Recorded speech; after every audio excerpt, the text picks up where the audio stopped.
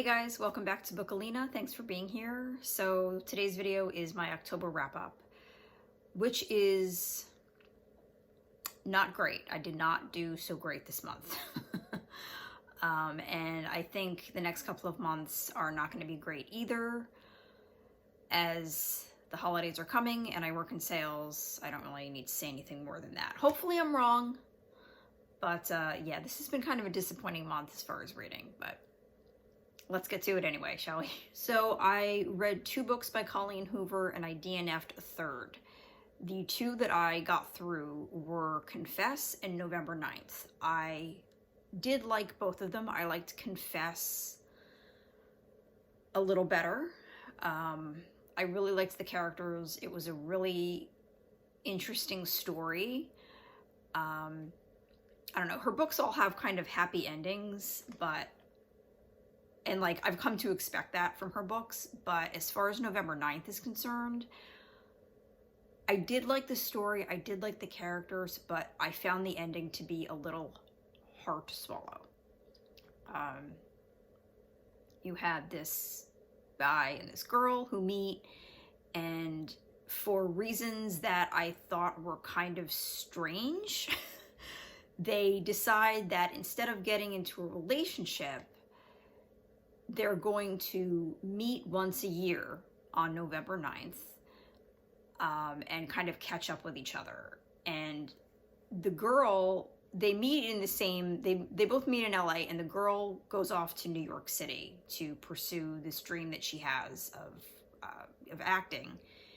And there's no contact between them at all throughout the entire year.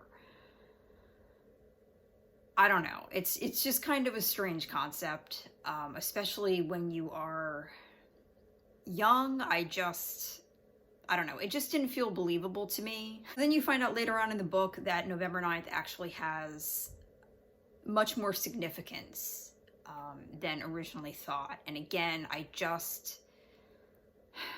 the ending, like, I get that it had to be like a happy ending, but it didn't feel happy to me. It felt kind of unsettling that these 2 actually did, mild spoiler, wind up together. I don't know. I did like Confess, though, a lot better. I did really like the concept of the book Confess.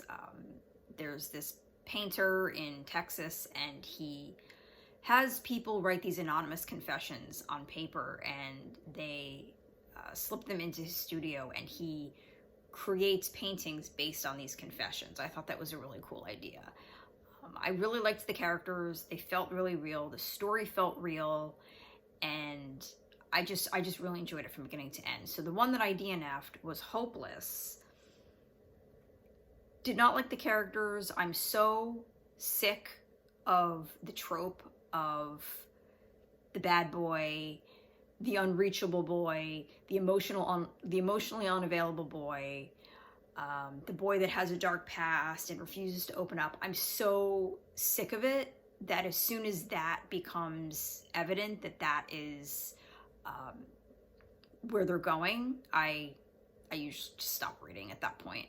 Goblin by Josh Malerman. I really enjoyed this book. It's about again, mild spoiler, it's about a town called Goblin, and it rains a lot. The rain is kind of like an extra character in the book. It's always raining in this book. And it's a series of different stories from different residents of this town, and how they all kind of intersect at the end. I did really enjoy it. I really like his writing. I have not read Bird Box, nor have I seen the movie. I would like to read it. I don't know if it's really worth it, but so far I really like what I've read from him. The Girls in the Garden by Lisa Jewell. I like this okay. I am currently reading another one of her books. I can't remember the name of it. I'll put it here. Which I am really enjoying. The Girls in the Garden I thought was okay. I didn't love it. I didn't really love the characters, and I thought the ending was kind of, I don't want to say ambiguous, but just like just kind of meh, you know? I do generally really like her books though, but The Girls in the Garden was definitely one of my least favorites of hers. And finally, The Subtle Art of Not Giving a Fuck by Mark Manson. You know, I liked it. I don't think he's that good of a writer, but I mean, I got through it and I enjoyed it. Some of the way that he writes a lot of passages I found to be kind of cringy. I am reading his second book, which is Everything is Fucked. It's a book about hope, and I'm liking this one a little bit more. But The Subtle Art of Not Giving a Fuck, it was somewhat insightful.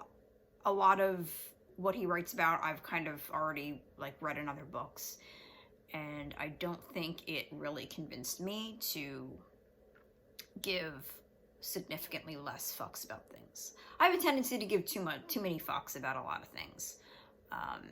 Of course, as I've gotten older, the number of fucks have definitely dwindled that I give about things, but I'm a pretty passionate person and I do tend to get fired up about certain things still. But I would say it's definitely worth checking out. So that's it. That's all the books that I read in October. Like I said, hopefully November will be a little bit stronger. We'll see. Thanks for being here anyway. Thanks for watching. I really appreciate it. And I will see you guys very soon. Take care.